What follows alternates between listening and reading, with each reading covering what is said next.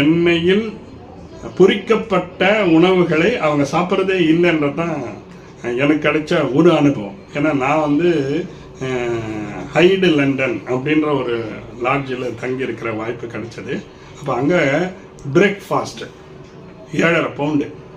அந்த 7.5 பவுண்டுக்கு ஒரு வேளை உணவு 7.5 பவுண்டு வந்து ஒரு பவுண்டு 115 ரூபாய். அந்த நாட்டுக்கான ஒரு பவுண்டுக்கு இணையான தொகை ஏறக்குறைய 750-800 ரூபாய்க்கு 900 ரூபாய்க்கு கிட்ட வருது.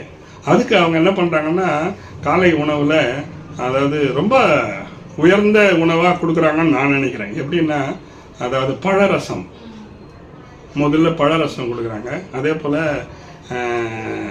ஃப்ரூட் சாலட் அப்படின்னு ரெடி பண்ணி 3 வகையான ஃப்ரூட் கொடுக்குறாங்க. ஆப்பிள் கொடுக்குறோம், ஆரஞ்சு கொடுக்குறாங்க, திராட்சை கொடுக்குறாங்க. இது 3 வகையான ஃப்ரூட்ஸை கலந்து கொடுக்குறாங்க.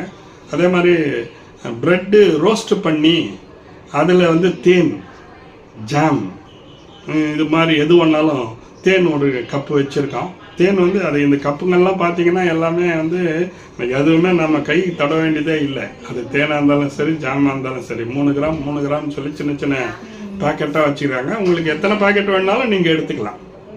ஆக அது மாதிரி என்ன பண்ணுறோம், ஜாமும் அதே மாதிரி சின்ன சின்ன பேக்கெட்டாக கொடுக்குறாங்க. நீங்கள் எவ்வளோ வேணுமோ அவ்வளோ எடுத்து அந்த ப்ரெட்டில் பண்ணிக்கலாம். அதே போல் அந்த ப்ரெட்டை ரோஸ்ட் பண்ணியும் சாப்பிட்டுக்கலாம். அந்த ரோஸ்டரும் பக்கத்துலேயே வச்சுருக்கிறாங்க.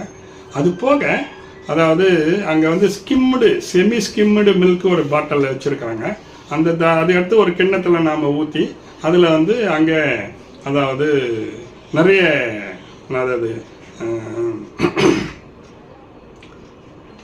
மக்காச்சோளம் இது பண்ணது கிரேட் பண்ணது இருக்குது. அது கூடவே வந்து முந்திரி, பாதாம், பிஸ்தா, அதுக்கப்புறம் வந்து இது என்னது பேரிச்சம்பழம், இது எல்லாமே வந்து பாக்கு மாதிரி பொடியாக நறுக்கி வச்சுருக்கிறாங்க.